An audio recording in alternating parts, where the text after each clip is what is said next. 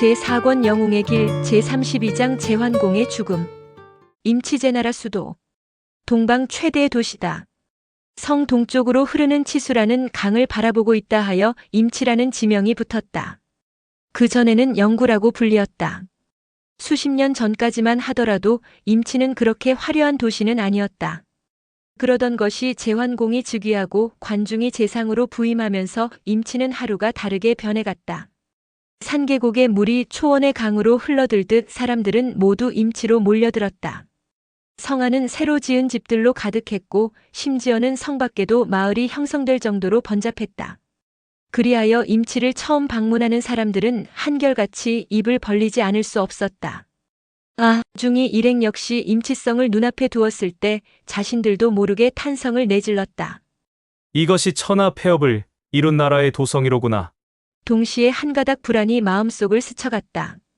이곳에서도 나를 받아주지 않는다면 중이는 이제 더 이상 갈 곳이 없다.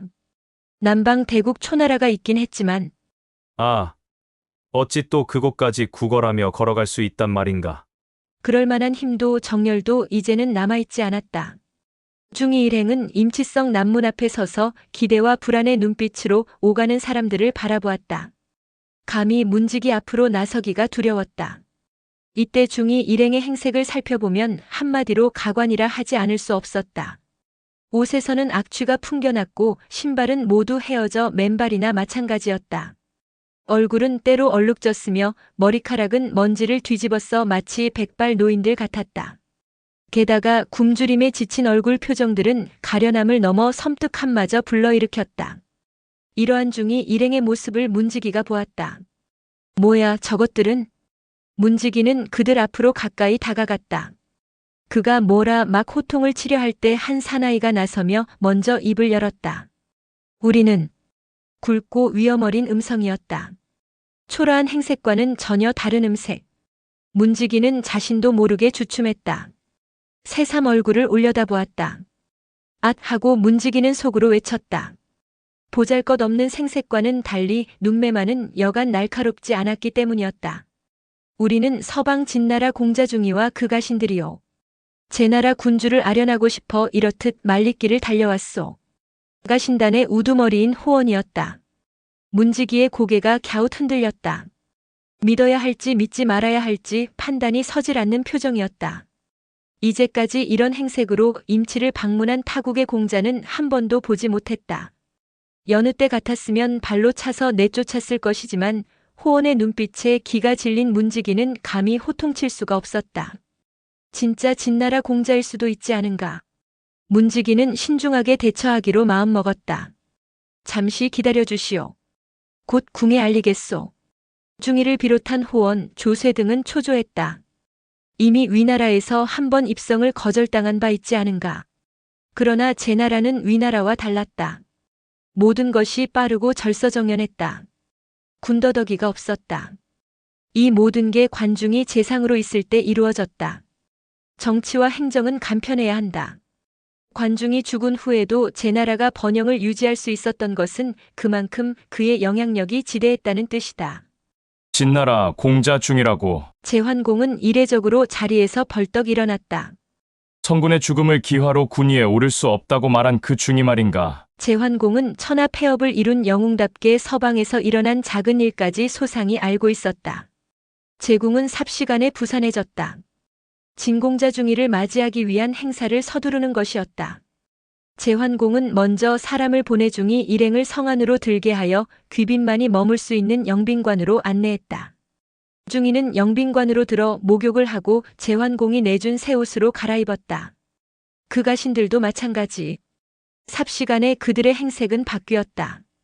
어엿한 진나라 공자와 그 가신단의 면모를 갖추게 된 것이다.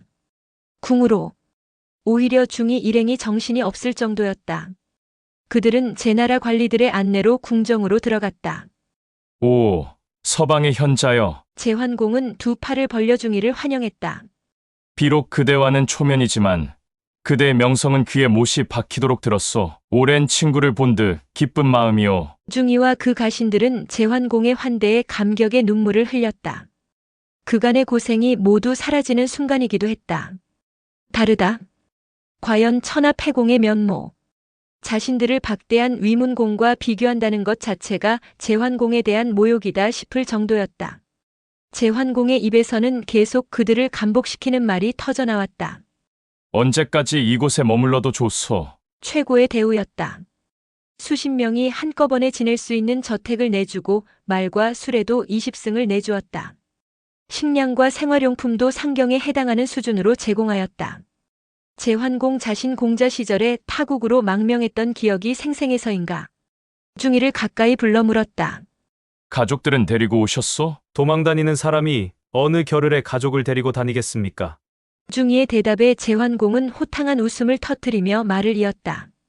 객지에서의 하룻밤은 마치 1년만큼이나 지루하다오. 내 그대에게 시중드는 여자를 하나 보내주겠소. 중이는 웃기만 했다. 농담인 줄 알았다. 그런데 그날 저녁 한 여인이 중이의 침소로 들었다. 아름다운 여인이었다. 그때까지만 해도 단순히 시중드는 여자로만 알았다. 다음 날이 되어서야 중이는 그 여인이 제환공의 친딸인 것을 알고 기절초풍했다. 그대는 제강이라 불러주십시오. 제강. 제나라 공실의 여자 강씨라는 뜻이다. 좋은 혼처 자리가 많이 있을 텐데 하필이면 나 같은 망명객에게. 소첩은 그저 공자께서 금이 환영하실 날만 기다리겠습니다. 중이가 제환공을 만난 것은 사막에서 오아시스를 만난 것에 비유할 수 있다. 죽음 직전에 입술을 적셔주는 감로수. 모든 고생은 끝났다. 이제부터 새 출발이다. 중이와 그 일행은 제나라에 정착했다. 아침에 눈을 떠 창살 사이로 들어오는 햇살이 더없이 신선하고 밝아 보였다. 중이는 자신의 곁에 늘 아름다운 여인 제강이 있다는 것이 더할 나위 없이 행복했다. 과거에 고생스러웠던 시간이 차츰 머릿속에서 지워져 갔다. 이것이 바로 내가 꿈꾸던 생활이다. 백정 마을에 남겨두고 온 계외와 두 아들의 얼굴이 차츰 그의 기억 속에서 멀어져 가고 있음을 중이 자신은 알지 못하고 있었다. 진 공자 중이가 중원의 패자인 제환공에게 몸을 의탁하기로 한 것은 성공적인 선택이었다. 시련은 끝났다. 중이는 이렇게 생각하고 마음껏 임치에서의 환상적인 생활을 즐겼다.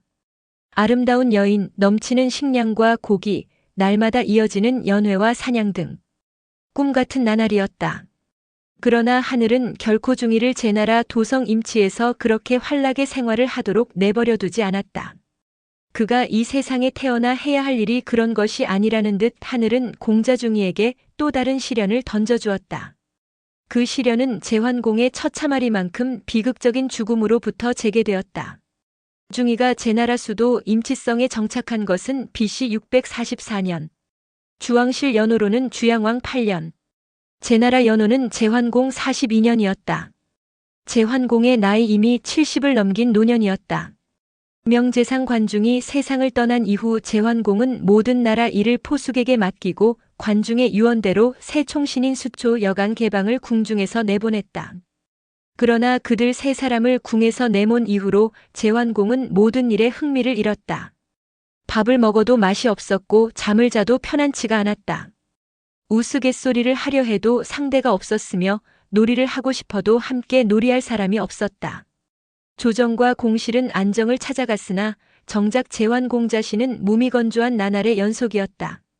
이제 그의 얼굴에서는 웃음을 찾아볼 수가 없었다.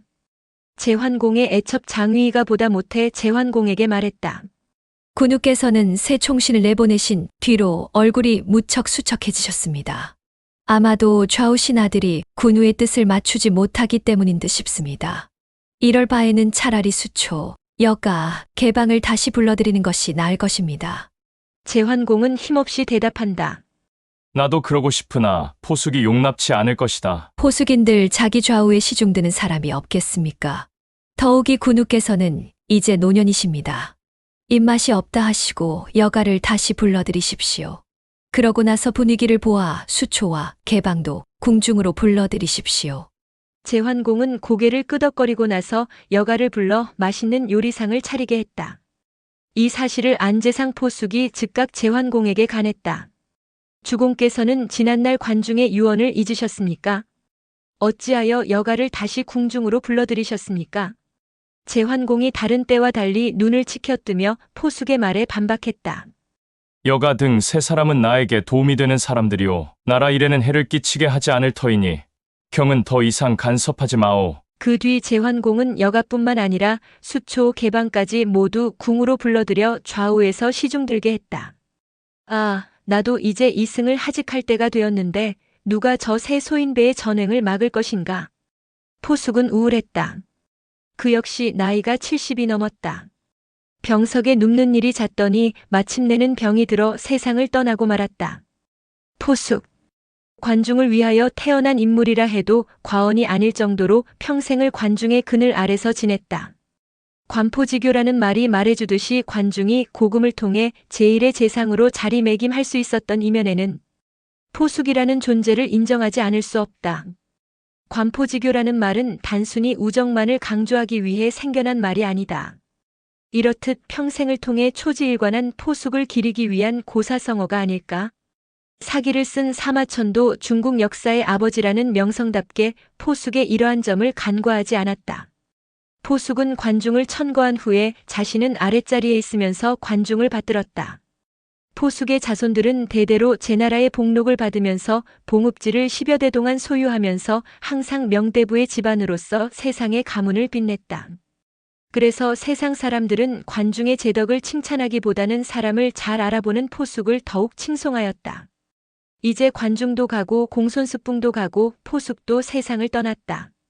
그동안 제나라를 일으키고 다스리고 유지시켜온 현신들은 사라졌다. 그 여파는 컸다.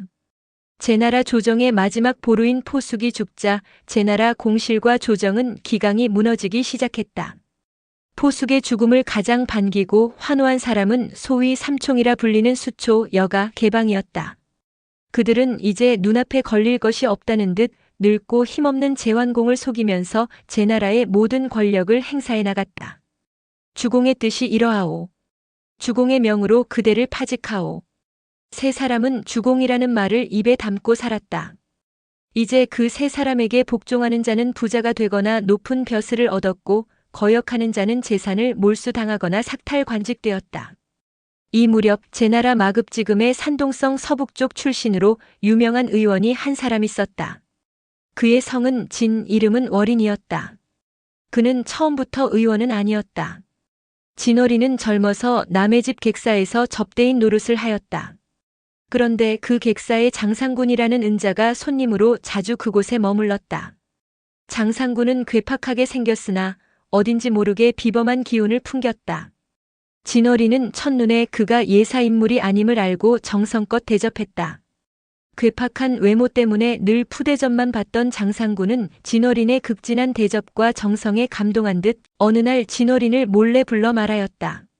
내가 비전의 의수를 알고 있는데 그대의 심성이 갸륵하여 이것을 그대에게 전해주려 하네. 절대로 남에게 발설해서는 안 되네. 명심하겠습니다. 장상군은 품속에서 신약 한 봉지를 꺼내 진월인에게 건네주며 다시 말했다. 이 약을 땅에 떨어지지 않은 깨끗한 이슬이나 빗물에 타서 마신 후 30일이 지나면 그대의 눈이 모든 사물을 꿰뚫어 볼 수 있을 것이네. 그러고 나서 비전의 의서를 전부 꺼내어 진월인에게 건네주고 호련히 모습을 감추었다. 진월인은 장상군이 시키는 대로 나뭇잎에 맺힌 이슬을 모아 그 약을 타서 먹었다. 과연 30일 후에 진월인의 눈은 거울처럼 환해졌다. 어둠 속에서도 능히 모든 사물을 볼 수 있었고 담장 밖에서도 남의 집 장롱 속에 들어있는 물건을 알아맞힐 수 있게 되었다. 그 후 진월이는 장상군이 건네주고 간 의서를 공부하여 환자들을 진맥하니 오장육부를 샅샅이 볼 수 있어 오진을 하는 적이 한 번도 없었다. 옛날 옛적 사망오제 중 황제 때 사람으로 편작이란 명의가 있었다. 편작은 의학에 정통한 사람으로 죽은 사람도 살릴 정도로 뛰어난 의술을 지녔다는 전설상의 인물이다. 지금도 마찬가지지만 춘추시대 때에도 의술이 뛰어난 명의를 보면 사람들은 편작이 환생했다라고 말하곤 했다. 진월인에 대해서도 마찬가지였다. 진월인은 편작이다. 환자들 사이에 이런 소문이 나돌더니 마침내는 모든 사람이 진월인을 아예 편작 선생이라고 부르게 되었다. 진월인, 즉 편작의 의술에 대해 전해오는 일화는 많다. 사마천의 사기 편작 창 공열전에 보면 다음과 같은 일화가 소개되어 있다. 편작이 괭나라에 간 적이 있었다. 그때 마침 괭나라 세자가 급살병에 걸려 죽었다. 편작은 궁궐문 앞에 가서 중서자에게 말하였다. 나는 의원이요. 대관절 세자는 무슨 병으로 죽었소? 혹시 살릴 수도 있을지 모르니 시신이나 한번 보여주시오. 중서자가 어처구니 없다는 듯 대답했다. 세자는 이미 죽었소. 선생의 의술이 아무리 고명하기로써니 죽은 사람을 어떻게 살릴 수 있단 말입니까? 어찌됐든 시체나 한번 봅시다. 편작은 거듭 청했다. 중서자는 궁 안으로 들어가 괴공에게 편작의 말을 전했다. 괴공은 편작이 세자를 살릴 수도 있다는 말에 반색하며 그를 영접했다. 편작이 물었다. 세자가 돌아가신 것은 언제쯤입니까? 옆에 있던 중서자가 괴공 대신 대답했다. 달기 울 무렵입니다. 입관은 하셨는지요? 아직 하지 않았습니다. 그렇다면 제가 세자를 살려낼 수 있을 것 같습니다. 이렇게 말하고 편작은 수제자인 자양을 시켜 시체 몇몇 곳에다 침을 놓게 하고 다른 제자인 자표에게는 약재를 달여 그 즙을 시체의 겨드랑이에 붙이게 하였다. 한식경이 지나자 죽은 세자가 돌아 누우며 가늘게 신음소리를 냈다.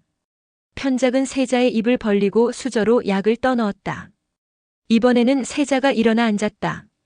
편작이 음양을 조절하여 20일 동안 탕약을 달여 떠먹이니 세자는 완전히 회생했다. 이에 괴공을 비롯한 궁중 사람들은 놀라움과 기쁨을 감추지 못하며 편작 선생이야말로 기사 회생하는 술법을 아시는 분이라고 칭송했다. 그러나 편작은 겸양하여 말하였다. 나는 결코 죽은 사람을 살려내지 못한다. 이는 다만 스스로 살 수 있는 사람을 내가 일어나게 해준 것뿐이다. 그 후 편작은 두루 천하를 유람하면서 많은 사람들의 병을 고쳐주었다. 그러던 어느 날 편작이 제나라 도성인 임치에 머물게 되었다. 제환공은 편작의 의술이 고명하다는 소문을 듣고 궁으로 초빙하여 환담을 나누었다. 이런저런 얘기를 나누다가 편작은 제환공을 보고 말했다. 군우의 병이 살 속에 있습니다. 속히 치료하는 것이 좋겠습니다. 제환공이 웃으며 대답했다. 나는 아무 데도 아픈 곳이 없소. 나는 건강하오. 편작은 아무 말하지 않고 물러갔다. 제환공은 곁에 있던 수초를 향해 말했다. 의원이 이를 탐하여 병도 없는 사람을 가지고 공을 세우려 하다니. 닷새 후 편작이 다시 제궁으로 들어가 제환공을 배웠다. 군우의 병이 이미 혈맥에까지 이르렀습니다. 이젠 치료하지 않으면 안 됩니다. 제환공은 역시 웃으며 편작의 말을 듣지 않았다. 다시 닷새 후 편작은 또 제궁으로 들어갔다. 군우의 병이 어느새 위와 장에까지 이르렀습니다. 속히 치료하지 않으면 위험합니다. 제환공은 역시 듣지 않았다. 편작이 물러가자 그는 불쾌한 표정을 지었다. 그로부터 다시 닷새가 지났다. 편작은 궁으로 들어와 제환공을 배알했으나 이번에는 바라보기만 할 뿐 아무 말도 하지 않고 도로 궁문을 나가버렸다. 제환공은 편작이 말없이 간 것이 이상했다. 그는 수초를 불러 명했다. 편작을 쫓아가서 오늘은 어찌하여 그냥 가느냐고 그 까닭을 물어보고 오너라. 수초가 궁문 밖에서 편작을 불러 세워 묻자 편작이 대답했다. 대저 병이 피부에 있을 때는 탕약과 고약으로 고칠 수 있습니다. 혈맥에 있는 동안에는 침으로 고칠 수 있습니다. 병이 위와 장에 있을 때는 약주로 고칠 수 있습니다. 그러나 병이 골수에 박혀버리면 사명, 고대 중국의 전설에 나오는 사람의 목숨을 관장하는 신이라도 어쩔 수 없습니다. 그런데 지금 제후의 병은 골수에까지 들어가 버렸습니다. 그래서 아무 말 않고 물러나온 것입니다. 다시 닷새가 지났다. 제환공은 몸에 병이 생겨 자리에 누웠다. 그제야 그는 편작의 말이 생각나서 급히 수초를 불렀다. 어서 편작 선생을 모시고 오너라. 수초가 객관으로 달려가자 객관 주인이 나와 말했다. 편작 선생은 닷새 전에 이곳을 떠나셨습니다. 제환공은 크게 후회했으나 이미 때가 늦었다. 제환공은 일찍이 세 부인과 6첩을 거느렸다. 세 부인이라 함은 왕희와 서희와 채희를 말하며 6첩이라 함은 장위해, 소위해, 정해, 가령, 밀희, 송화자를 가리킵니다. 그런데 제환공은 3명의 정부인에게서는 아들을 보지 못했고 모두 첩에게서만 아들을 보았다. 이것이 문제의 발단이었다. 6첩 중 제환공을 가장 오랫동안 모신 여자는 장위희였다. 또한 여러 공자들 중 가장 나이 많은 공자는 장위희의 소생인 공자 무휴였다. 당연히 장위희의 궁중 내의 위치는 높아졌다. 거기에다 제환공의 총신인 수초와 여가까지 가세하여 장위희와 한편이 되었다. 수초와 여가는 장위희와 공모하여 공자 무휴를 다음 후계자로 세우려고 마음먹었다. 제2공자인 소위희의 소생원은 야심이 많은 사람이었다. 그래서 그는 늘 제환공 주변을 맴돌며 자신이 세자가 되려는 기회를 엿보았다. 반면 제환공은 정의의 소생인 제3공자 소에게 마음이 끌렸다. 그리하여 그는 지난날 관중과 상의하여 공자소를 세자로 삼고 규구 회맹 때 송양공에게 공자소의 암나를 부탁하기까지 했다. 한편 위공자 개방은 가령의 아들인 제4공자 반과 매우 가깝게 지냈다. 그래서 그는 공자 반을 세자로 세우려고 기회를 노리고 있었다. 제5공자 상인은 천성이 남에게 베푸는 것을 좋아해서 제법 많은 사람들로부터 민심을 얻었다. 더욱이 그의 어머니인 미리가 제환공의 사랑을 받고 있었으므로 공자 상인 역시 세자 자리를 노리고 있었다. 다만 제6공자 옹만이 자기 분수를 알아 딴 뜻을 가지지 않았다. 이리하여 제6공자 옹을 제외한 5공자는 각기 당을 세우고 자신의 세력을 넓히려고 치열한 암투를 벌여댔다.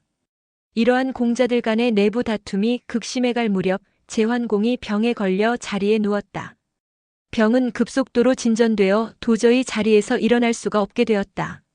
앞날을 세워두지 않으면 가까운 곳에서 근심이 찾아온다. 제환공이 바로 이 말에 해당하는 사람이었다.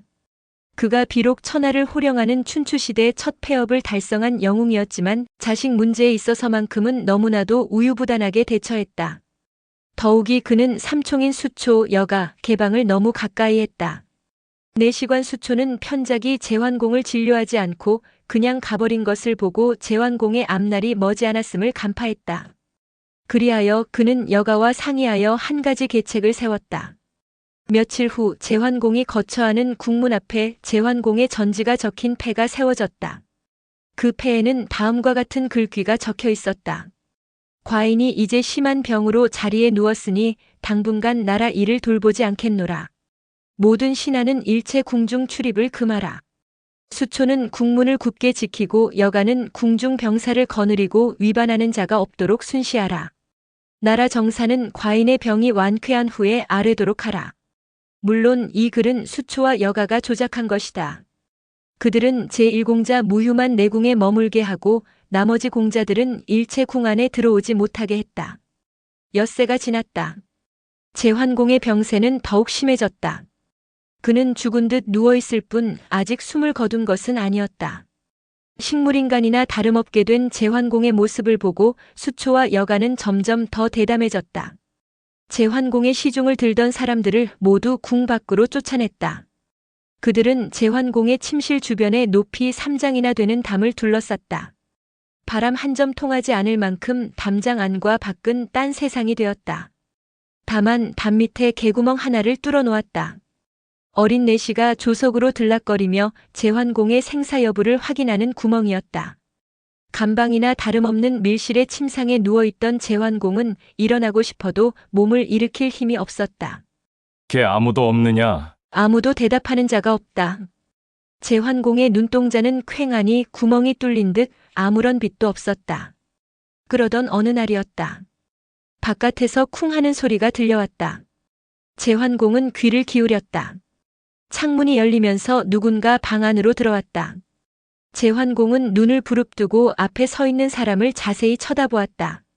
방 안으로 들어온 사람은 언젠가 한 번 잠자리를 같이 한 적이 있는 천첩 아나아였다. 제환공은 반가워서 자신도 모르게 입을 열었다. 배가 몹시 고프구나. 먹을 것을 좀 갖다 다오. 아나아가 눈물을 글썽이며 대답했다. 어디 가서 먹을 것을 가져오라는 말씀이십니까?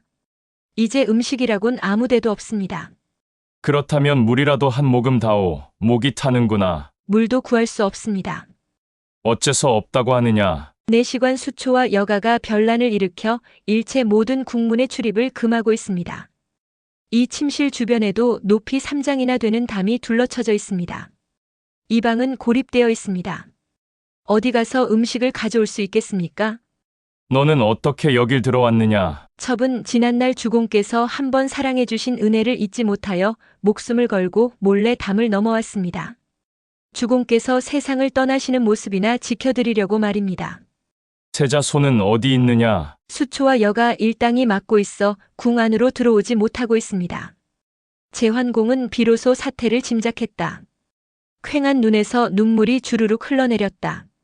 아, 중보는 과연 성인이었도다. 내 어찌 그의 말을 듣지 않았을고, 내가 그의 말을 들어서 폐업을 이루었고, 내가 그의 말을 듣지 않아 이렇듯 처참한 죽음을 맞이하는구나. 제환공은 다시 눈을 부릅뜨며 절규했다.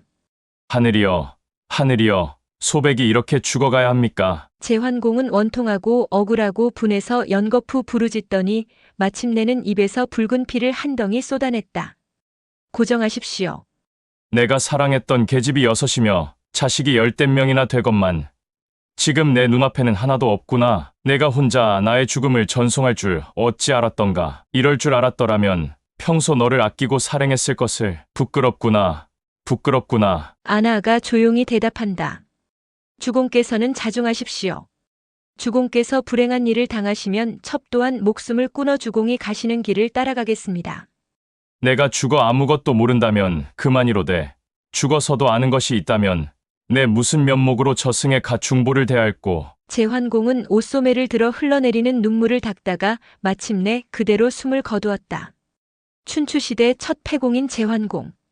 시련과 고난을 딛고 제나라 임금에 올라 화려하고 찬란한 일생을 꽃피운 별 중의 별. 그런 그가 이렇듯 초라하고 비참한 임종을 맞이할 줄을 어느 누가 짐작이나 했으랴. 이때가 BC 643년이요. 주왕실 연호로는 주양왕 9년 10월 8일. 주장왕 12년 여름에 즉위하였으니 제나라 군위에 있은 지 43년이다. 제환공의 생년은 불명이다. 따라서 즉위 때의 연령도 임종 때의 연령도 정확히 알 수 없다. 다만 추측해보는 바로는 아버지 제2공의 뒤를 이은 것이 아니라 형인 제양공의 뒤를 이었기 때문에 즉위 당시 나이가 이미 30이 넘었을 것이 분명하다. 여기에 제위 43년을 더하면 최소한 70세가 훨씬 넘었음을 짐작할 수 있다. 아나는 제환공이 죽은 것을 알고 통곡했다. 바깥 사람에게 알리려 해도 워낙 담이 높아나갈 수가 없었다. 그녀는 이리저리 궁리하다가 탄식하며 중얼거렸다. 주공의 시체를 염하는 것은 아녀자가 알 바 아니다. 나는 이미 주공께 저승길을 함께 가리라 약속하지 않았던가. 아나는 윗옷을 벗어 제환공의 시체를 덮었다. 창가에 놓여있던 큰 부채 2개를 가져다 시체 앞을 가렸다. 그녀는 제환공의 귓전에 대고 속삭였다. 주공의 영혼은 멀리 가지 마소서. 이제 신첩이 뒤따라가 주공을 모시겠습니다. 아나는 몸을 일으켰다. 이를 악문 채 기둥을 향해 힘껏 머리를 짓지었다. 아나의 머리통이 깨지면서 피가 사방으로 튀었다. 아나는 몇 번을 비틀거리다가 꼬꾸라지면서 숨을 거두었다. 그날 밤이었다. 어린 내시가 담 구멍을 통해 침실 안으로 들어갔다가 제환공과 아나의 시체를 발견하였다.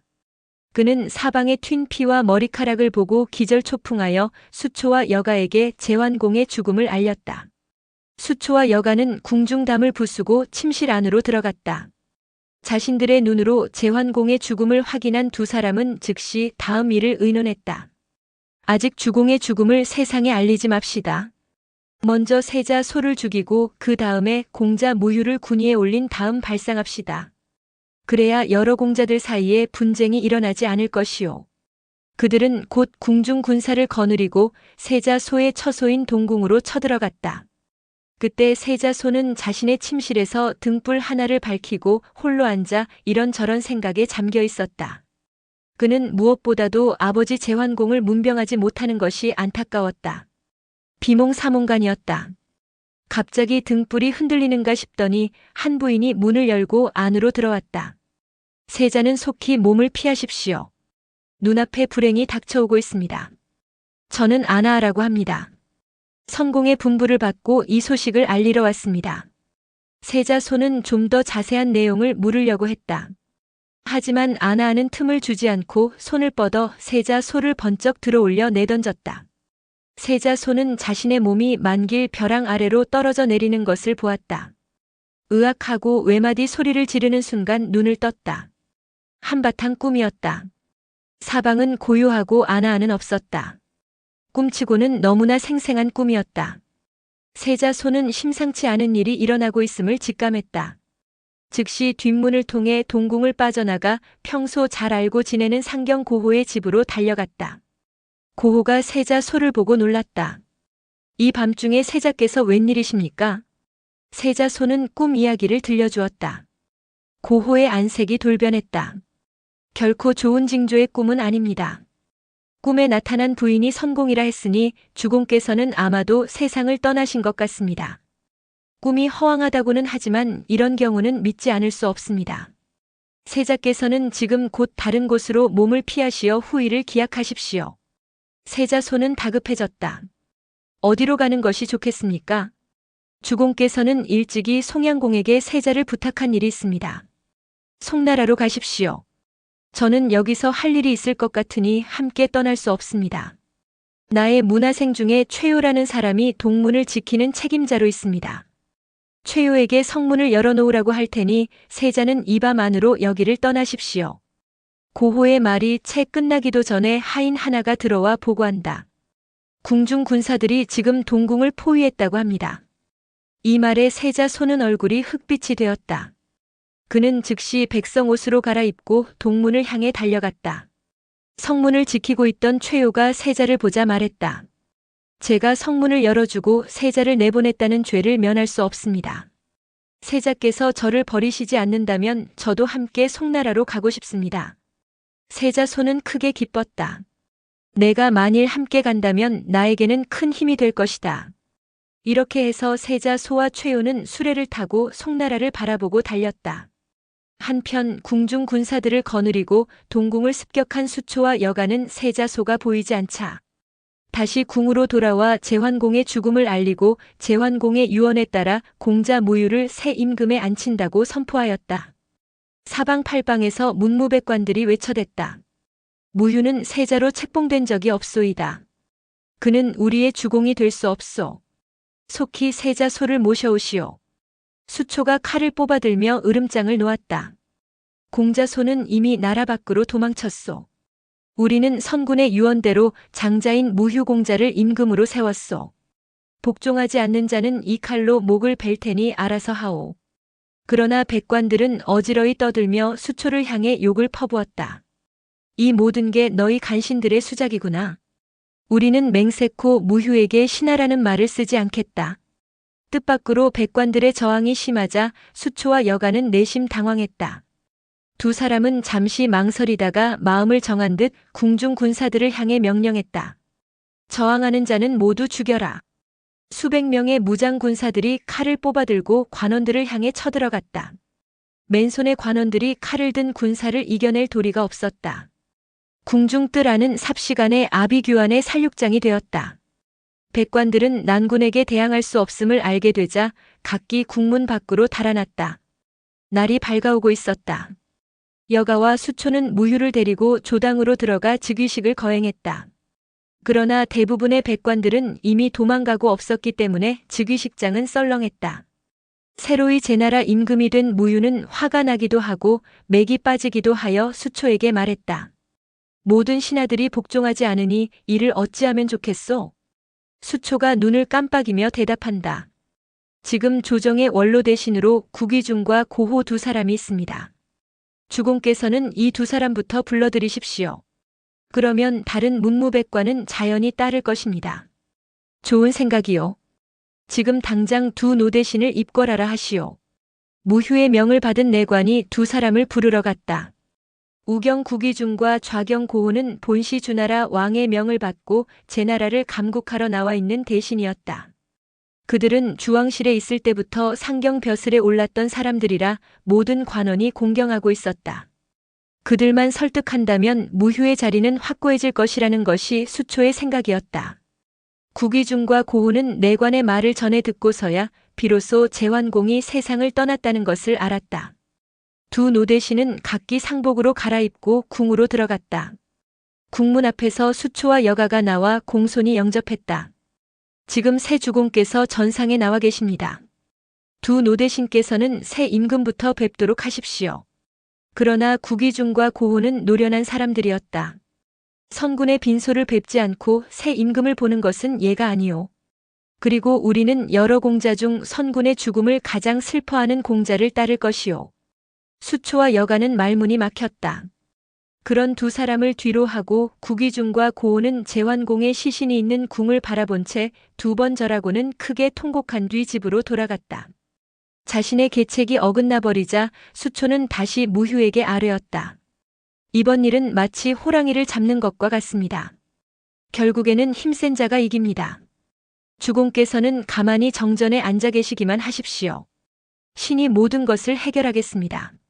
무휴는 묵묵히 수초가 하는 대로 따랐다. 제환공의 또 다른 총신이었던 위공자 개방은 가령의 소생인 제4공자 반의 지지자였다. 그는 수초와 여가가 무휴를 받들어 군위에 올렸다는 소문을 듣고 재빨리 공자반에게 속삭였다. 세자손은 지금 행방불명입니다. 무휴가 저렇듯 설쳐대는 판의 공자라고 해서 임금이 되지 말라는 법이 어디 있습니까? 그대만을 믿소. 이리하여 개방은 반을 앞세워 집안 장정과 가까이 지내던 사람들을 모두 동원해 궁중의 우전뜰에 나가 늘어섰다. 한편 미리의 소생인 제5공자 상인은 소위희의 소생인 제2공자 원에게 제유를 청하며 말했다. 우리도 다 같은 선군의 피를 받은 자식들이요. 그러니 제 나라를 차지할 자격을 갖추었소. 듣자니 반공자가 궁중의 우전을 차지했다고 합디다. 우리는 좌전을 근거지로 해서 무휴와 반의 세력에 대항합시다.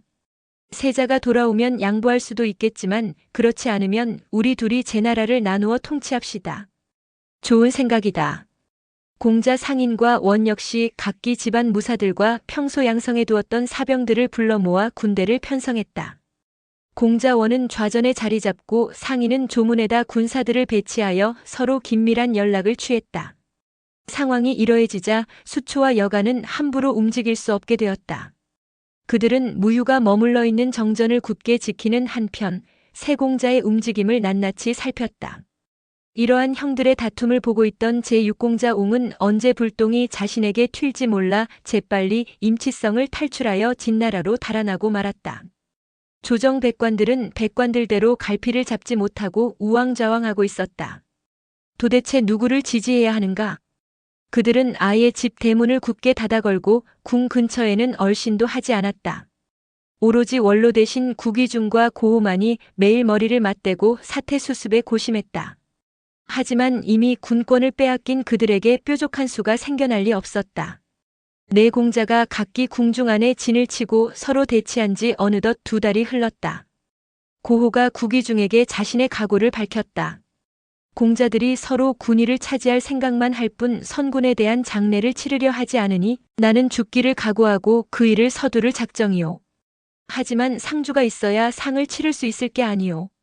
세자가 없으니 장자인 무휴에게 상주를 맡기는 것도 괜찮지 않겠소? 지금으로서는 그게 최선의 길인 듯 싶소. 두 원로 대신은 곧 문무백관의 집으로 사람을 보내어 자신들의 뜻을 밝히고 입궐할 것을 권했다. 구기중과 고호가 앞장서서 궁으로 들어가자 백관들 역시 안심하고 그 뒤를 따랐다. 조당을 점거하고 있던 수초가 구기중과 고호의 앞을 가로막으며 물었다. 두 대신께서 오신 뜻이 무엇입니까? 공자들이 다투기만 할 뿐 양보하지 않으니 이러다간 끝이 없겠소. 우리는 무휴공자에게 상주가 되어달라고 왔을 뿐 다른 뜻은 없소. 수초는 고호의 말을 무휴에게 전했다. 무휴는 가만히 생각해 보더니 손해될 것이 없다고 판단한 모양이었다. 곧 구기중과 고호를 비롯한 문무백관을 궁 안으로 들어오게 하였다. 구기중이 처연한 음성으로 무휴를 향해 말했다. 선군이 세상을 떠난 지 2달이 지나도록 아직 입관조차 못한 형편입니다. 이러고도 공자는 마음 편히 정전에만 앉아있을 작정이십니까? 구기중의 질책에 무휴가 눈물을 떨구며 대답했다. 나의 불효가 하늘에까지 사무쳤소. 나의 마음은 하루속히 장례를 치르고 싶으나 공자 원등이 저렇듯 나를 노리고 있으니 어찌 상을 치를 수 있단 말이오. 공자는 장자입니다. 만일 다른 공자들이 선군의 장례식을 방해하면 우리 노신들이 가만히 있지 않을 것이외다. 그러니 공자는 속히 장례 준비부터 서둘러 주시오. 두 노대신의 뜻에 따르겠습니다. 이렇게 해서 제환공의 장례 절차가 이루어졌다. 그때까지도 제환공의 시체는 그대로 침실 안에 방치되어 있었다. 2달이 지나도록 아무도 시체를 돌보지 않았던 것이다. 침실 안으로 들어가 보니 제환공의 시체는 썩을 대로 썩어 피와 살이 다 흐물어져 있었다. 썩은 냄새가 지독해 숨을 쉴 수가 없을 지경이었다. 시체 안에서는 개미 같은 벌레들이 득실거렸고 그 벌레들은 마당 안까지 가득하였다. 문무백관들은 썩어 문드러진 오장육부 사이로 바글바글 들끓는 벌레들을 보고서 그 처참한 광경에 차마 눈을 뜨지 못하였다. 이때의 일을 사기는 다음과 같이 기록하고 있다. 제환공이 병이 났을 때 5 공자는 각기 당파를 이루어 후계를 다투다가 제환공이 숨을 거두자 급기야는 서로 공격하였다. 이 때문에 궁중이 비어 감히 누가 나서서 시신을 입관시킬 사람이 없었다. 제환공의 시신이 침상에서 67일이나 있게 되자 시체의 구더기가 문 밖까지 기어나왔다. 12월에 무유가 즉위하고 나서야 입관을 하였고 대렴한 후 빈소에 안치하였다. 참상이라 아니할 수 없다. 그러나 아나의 시체만은 마치 산 사람처럼 한 곳도 몸이 상한 데가 없었다. 고호는 그녀의 충성과 매운 절개에 새삼 탐복했다. 제1공자 무유가 먼저 대성통곡을 했다. 이어 고호를 비롯한 모든 신하들도 일제히 애곡했다. 그날로 너를 짜고 성대의 시체를 염했다. 아나의 시체도 아울러 염하여 관 속에 집어넣었다. 한편 공자원과 반 상인 등은 각기 다른 전각에서 머물고 있다가 고호와 구기 중 2 대신이 무유를 상주로 삼아 제환공의 장례식을 추진하고 있다는 소문을 들었다. 2 원로 대신이 주동이 되어 장례식을 추진하고 있으니 우리는 그들과 다툴 명분이 없구나. 그들은 이렇게 탄식한 후 군사를 거두어 들이고는 상복으로 갈아입었다. 이렇게 해서 형제들 간의 궁중 싸움은 막을 내렸고 제1공자 무유는 자연스럽게 제나라 임금으로서 인정받게 되었다. 한편 송나라로 달아난 세자소는 송양공 앞에 엎드려 통곡하며 그간의 사정을 호소했다. 세자소의 말을 들은 송양공은 속으로 생각했다. 이제야말로 내가 제환공의 뒤를 이어 천하 제후들을 호령하는 패공이 될 수 있겠구나. 그는 모든 신하를 불러 말했다. 지난날 제환공은 세자 소의 앞날을 과인에게 부탁한 적이 있다. 이제 10년이 지나 여가와 수초가 역모를 일으켜 세자 소를 추방하였으니 지금이야말로 과인이 열국의 제후들을 불러 회맹을 갖고 함께 제를 쳐서 세자 소를 제나라 군위에 세울까 하오. 만일 이 일이 성공적으로 이루어지면 우리 송나라는 천하의 이름을 떨칠 것이며 동시에 제환공의 폐업을 계승할 수 있을 것이오. 형들은 나의 이러한 생각을 어찌 생각하오? 모두들 입을 다물고 있는 중에 한 대신이 일어나 입을 열었다. 우리 송나라가 제나라보다 못한 점이 3가지가 있습니다. 그러니 어찌 모든 나라의 제후들을 불러 모을 수 있겠습니까? 송양공이 돌아보니 바로 자신의 서형인 모기였다. 모기는 본래 송환공으로부터 후계자로 지목되었으나 임금 자리를 동생인 송양공에게 양보한 사람이었다. 그 어진 마음에 감복하여 송양공은 서영에게 상경벼슬을 내려주었다. 송양공이 묻는다. 상경께서는 어째서 우리가 제나라보다 3가지나 못하다고 생각하오? 상경 모기가 대답한다. 제나라에는 발해라는 천연의 성벽이 있고 또 낭야 땅에 곡창지대가 있지만 우리나라는 땅이 작고 토지가 거칠어 군데 수요가 적습니다. 이것이 제나라보다 못한 첫 번째 이유입니다. 또 제나라에는 고호 등이 나라를 보살피고 관중, 영척, 공손습붕 등의 명제상 등이 있어서 모든 일을 의논하였으나 우리는 문무가 갖추어져 있지 않고 어진 선비가 등용되질 않았으니 이것이 제나라보다 못한 2번째 이유입니다. 또 제환공은 북으로 오랑캐를 정벌할 때 유아 등이 나타나는 좋은 징험을 보였지만 우리나라는 하늘에서 별이 떨어졌건만 모두 돌로 변해버렸고 큰 바람이 불어 백로가 모두 달아나버리는 좋지 않은 징조만 나타났습니다. 이것이 우리가 제나라보다 못한 3번째 이유입니다. 지금 우리는 우리 자신도 돌볼 여가가 없는데 어찌 다른 사람의 일까지 돌볼 수 있겠습니까? 그러나 송양공은 진작부터 폐업에 대해 강한 집착을 품어왔었다. 그리고 그 폐업을 달성하는 데 가장 필요한 요건이 인이라고 생각해왔다. 이제 그 인의를 펼칠 때가 왔다고 그는 생각했다. 송양공은 화를 내는 대신 점잖게 자신의 뜻을 밝혔다. 과인은 인의를 근본으로 삼는 사람이요. 외로운 사람을 돕지 않으면 이것은 인이 아니며 부탁을 받고도 일을 하지 않으면 이것은 의가 아니오. 마침내 송양공은 각 나라 제후들에게 경문을 발송했다. 경문 내용은 함께 힘을 합해 제나라 세자 소를 돕자는 것이었다. 그러나 모기 말대로 여러 나라의 반응은 신통치 못했다. 겨우 위, 조, 주 세 나라만이 긍정적인 반응을 보내왔을 뿐 대부분의 제후들은 비웃거나 아무런 반응을 보이지 않았다. 하지만 송양공은 고지식할 정도로 인이만을 앞세우는 사람이었다. 그는 위, 조, 주 3국 군대와 연합하여 세자 소를 앞세우고 제나라로 쳐들어갔다. 공자 무휴가 임금에 오른 다음에 3월의 일이었다. 이때 제나라 병권은 사마 여가가 거머쥐고 있었다. 여가는 송나라가 쳐들어온다는 소식을 듣고 군사를 거느리고 성 밖으로 나갔다. 수초는 원로 대신 고호 등과 함께 성 안에 머물면서 뒤를 받쳐주기로 했다. 그러나 수초와 여가는 정작 무서운 적이 안에 도사리고 있음을 알지 못했다. 그날 밤이었다. 원로 대신 고호는 몰래 구기중의 집을 방문했다. 우리가 무휴를 임금으로 세운 것은 제환공의 장례식을 치르기 위해서였을 뿐 그를 주공으로 모시기 위한 것은 아니었소. 이제 세자 소가 송나라 원조를 받아 쳐들어온다고 하니 우리는 세자 소를 맞이할 준비를 하는 것이 옳을 것이오. 이번 기회에 수초와 여가를 제거하고 세자 소를 새 임금으로 세우면 제나라는 태산처럼 안정될 것입니다. 저와 같은 생각입니다. 여가가 성을 나간 기회를 틈타 먼저 수초를 제거하면 여가는 저절로 처치할 수 있소. 다음 날 아침 고호는 신복 장사들을 성 위에 매복시켜 놓고 수초의 집으로 심부름꾼을 보냈다. 군사에 관한 중대사를 의논할 게 있으니 지금 곧 성 위로 오십시오. 수초는 원로 대신이 자신과 중요한 일을 의논하자는 통지에 기분이 좋아 거만스레 성 위로 올라갔다. 고호가 정중하게 수초를 맞이한 후 성 밖을 내려다보며 물었다.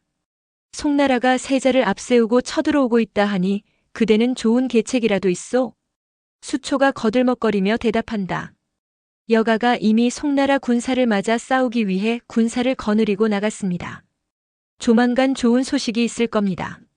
송나라는 수요가 많고 우리 군사는 적어 걱정입니다. 노부는 그대의 도움을 받아 우리 제나라의 위기를 넘길까 하는데 그대는 어찌 생각하오? 이 수초는 그저 노대부께서 시키는 대로 따르겠소. 그 말에 고호는 고개를 끄덕이며 다시 입을 열었다. 고맙소.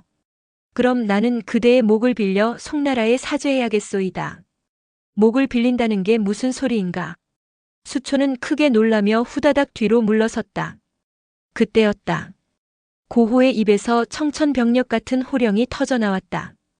이놈을 잡지 않고 무엇을 하고 있느냐? 동시에 성벽 뒤에 숨어있던 장사들이 일제히 뛰어나와 그때까지도 설마 하고 있던 수초를 에워쌌다. 장사들은 수초를 끌어안친 후 한 칼에 그 목을 쳐서 떨어뜨렸다. 고호는 성문을 활짝 열어젖혔다. 고호의 지시에 따라 장사들이 시장거리를 돌아다니며 외쳐댔다. 세자 소가 이미 성 밖에 오셨다. 세자를 영접하려는 사람들은 모두 우리를 따르라. 이전부터 백성들은 수초와 여가를 미워해왔다. 또 그들에 의해 임금이 된 무휴도 싫어했다. 백성들은 고호가 세자 소를 영접한다는 소리를 듣자 모두 팔을 걷어붙이고 거리로 뛰어나왔다. 그 무렵 무휴는 수초가 죽었다는 소식을 듣고 수레에 올라타며 호령하고 있었다. 과인이 직접 나가 적을 물리친 후 고호와 구기중을 처단하리라. 내시들은 속히 거리로 나가 장정들을 불러 모아라. 내시들이 거리로 나갔으나 백성들은 한 사람도 응하는 자가 없었다. 오히려 원수처럼 내시들을 증오하는 사람들 뿐이었다. 무휴는 내시 수십 명만을 거느리고 동문을 향해 달렸다. 그러나 그곳에는 이미 창칼을 든 백성들이 새카맣게 늘어서 있었다. 모두들 세자 소를 맞이하려는 사람들이었다. 백성들은 무휴가 탄 수레를 보자 벼랑간 함성을 질러대며 그 수레를 향해 덤벼들었다. 수레를 호위하던 내시들이 큰 소리로 호통쳤다. 이 수레에는 주공이 타고 계시다. 너희들은 무례하게 굴지 말라. 백성들이 코웃음을 치며 외쳐댔다. 누가 우리의 주공이란 말이냐? 그러고는 닥치는 대로 내시들을 쳐 죽였다. 무휴는 그제야 백성들의 마음이 자기가 생각했던 것과는 다르다는 것을 깨달았다. 그는 목숨이 위태로움을 느끼고 재빨리 수레에서 뛰어내려 달아나기 시작했다. 그러나 나는 새가 아닌 바에야 그 많은 사람들 속을 어찌 벗어날 수 있을 것인가. 결국 무휴는 백성들의 무수한 발길질과 주먹질에 박살이 나 죽고 말았다. 임금자리에 오른 지 불과 석 달이 채 되지 않은 때였다. 무휴는 공식 임금으로 인정되지 않아 시호를 받지 못했다. 그 무렵 여가는 군사를 거느리고 성을 나가 동관이라는 곳에 진을 쳤다. 그날 밤이었다. 군중이 어지러워지더니 한 병사가 허둥지둥 달려와 여가에게 보고하였다. 들리는 소문에 의하면 무휴와 수초가 모두 죽임을 당했다고 합니다. 더욱이 고호가 백성들과 더불어 세자소를 영접하러 이쪽으로 오는 중이라 합니다. 사세가 이러하니 우리도 싸움을 그만두고 세자소를 맞이하는 것이 좋겠습니다. 여가는 군사들의 마음이 이미 변한 것을 알았다. 그는 곧 신복 부하 몇 사람을 거느리고 밤 어둠을 통해 노나라로 달아났다. 다음 날 아침 동관에 도착한 대신 고호는 여가가 버리고 간 군대를 휘하에 거느리고 교회로 나가 세자소를 영접하는 동시에 송, 위, 조, 주나라 제후들과 화평을 맺었다. 큰 싸움이 일 것을 예상했던 네 나라 제후들은 예상 밖으로 사태가 쉽게 수습되자 안심하고 본국으로 귀환하였다. 고호가 세자소를 앞세우고 임치성으로 향했다. 입성하는 대로 즉위식을 거행토록 하겠습니다. 고맙소. 그러나 자신의 뜻대로만 이루어지지 않는 것이 세상 일인가. 그들이 임치성 밖에 이르렀을 때 성벽 위에서 벼랑간 화살이 쏟아지는 것이었다. 나라를 버리고 달아난 내가 무슨 면목으로 다시 돌아왔느냐? 이제부터 제 나라는 우리가 다스리겠다. 고호와 세자소가 놀라서 고개를 들어보니 성벽 위에는 공자원과 반, 그리고 상인이 어깨를 나란히 하고 서 있는 게 아닌가. 세자소는 기겁하였으나 대신 고호는 이내 사태를 짐작했다. 고호가 세자소를 영접하기 위해 성을 비운 사이 공자원과 반, 상인이 합세하여 궁을 차지한 것이 분명했다. 고호는 재빨리 머리를 굴린 후 세자소에게 말했다. 성 안으로 들어가려면 일전을 벌여야 하는데 만일 이기지 못하면 지금까지 기울여온 공이 모두 수포로 돌아가고 맙니다. 일단 송나라로 돌아가서 다시 구원을 청하는 것이 나을 듯 싶습니다. 저는 오로지 국로만 믿습니다. 고호는 세자소를 데리고 본국으로 귀환하고 있는 송양공의 뒤를 쫓았다. 그들은 국경 근처에서 겨우 송양공을 따라잡을 수 있었다. 고호로부터 임치성의 일을 보고받은 송양공은 길게 한숨을 내쉬며 탄식했다. 이 모든 게 나의 탓이오. 내가 급히 회군만 하지 않았더라도 이런 일이 일어나지 않았을 것을. 제 나라 세자는 염려마오. 내가 있는 한 그대는 반드시 임치성으로 들어갈 것이오. 그러고는 병차 200승을 더 징발하여 총 400승의 병차를 휘몰아 다시 임치성을 향해 진군하기 시작했다. 송양공은 임치성 앞까지 진격하여 진채를 내렸다. 그날 밤이었다. 임치성을 지키고 있던 공자원과 그 형제들이 각기 군대를 거느리고 송채를 기습했다. 송군이 전열을 정비하기 전에 깨부수자는 의도에서였다. 하지만 그들은 너무 성급했다. 공자원이 지휘하는 제군은 송양공의 진채를 습격한다는 것이 엉뚱하게도 자벽병들만 모아놓은 영체로 쳐들어갔다. 이로 인해 송양공과 송군 장수 공손고는 오히려 손쉽게 제군을 포위하게 되었다. 공자원은 온 힘을 다해 싸우다가 날이 밝을 무렵 전세가 여의치 않음을 알고 병차를 돌려 위나라로 달아났다. 공자 반과 상인도 겨우 목숨을 구해 임치성 안으로 쫓겨 들어왔다. 그들이 막 성문을 닫으려 하는데 난데없이 병차 한 대가 나타나 두 사람을 향해 덮쳤다. 세자소를 모시고 있던 최후였다. 최후의 활약으로 반과 상인은 눈 깜짝할 사이에 포로 신세가 되었고 임치성은 세자소의 수중으로 들어가게 되었다. 성 안에 갇혀있던 또 다른 대신 구기중은 세자소가 입성했다는 소문을 듣고 급히 문무백관을 거느리고 성문으로 마중 나갔다. 이리하여 세자 소는 궁으로 들어가 임금 자리에 오르게 되었으니 그가 바로 제효공이다. 그해 5월 제환공이 죽은 지 7개월 만의 일이었다. 한편 포로가 된 반과 상인은 서로 짜고 모든 죄를 원에게 뒤집어 씌웠다. 제효공은 그들이 괘씸하긴 하였으나 형제간의 우애를 생각하여 여가와 수초 일당만 처벌하고 그 외 사람들의 죄는 일체불문에 붙였다. 그해 8월 제효공은 우수산 위에다 제환공을 다시 장사 지냈다. 그들은 산 위에다 커다란 분묘를 3개나 만들었다. 후세 사람이 도굴할까 염려해서였다. 그 곁에 아나의 무덤도 만들어 주었다. 아울러 제효공은 무휴와 원이 저지른 변란을 괘씸하게 생각하여 그 모친 장위희와 소위해 그리고 그 궁인들을 모조리 잡아다가 살아있는 그대로 묻어버렸다. 이때 순장당한 자가 무려 수백 명에 달했다고 한다. 그 뒤 500여 년 뒤의 일이었다. 그때도 천하가 크게 어지러웠다. 촌사람들이 제환공의 무덤을 도굴했다. 무덤을 파헤쳐 보니 무덤 초입에 수은으로 만든 연못이 있어 몹시 한기가 심했다. 그래서 감히 들어가지 못하다가 며칠이 지나 한기가 가신 뒤에야 사나운 개들을 앞세우고 무덤 안으로 들어갔다. 그 무덤 속에서 나온 물품만 해도 금장이 수백 개요. 옷값, 비단, 그릇 등이 이루 헤아릴 수 없이 많았다. 무덤 안에는 곳곳마다 해골이 널려 있어 잘 걸어 다닐 수 없을 정도였다. 물론 그것은 순장당한 사람들의 해골이었다. 이것만 보아도 제효공이 당시 아버지 제환공의 장례를 얼마나 대규모로 치렀는가를 짐작할 수 있다. 그러나 제효공은 아버지 제환공의 폐업을 이어받을 만큼 뛰어나질 못했다. 그는 임금에 오른 지 얼마 안 되어 자신의 은인이라고 할 수 있는 송양공과 사이가 벌어져 원수지간이 되었고 남쪽 변방의 초나라에게 굴복하여 조공을 바치는 등 아첨하는 치욕적인 외교 정책을 펴지 않으면 안 되었다. 이제 다른 나라 제후들도 제나라를 예전처럼 대하지 않았다. 화려했던 천하제일의 패자 제나라의 영광은 사라진 것이었다.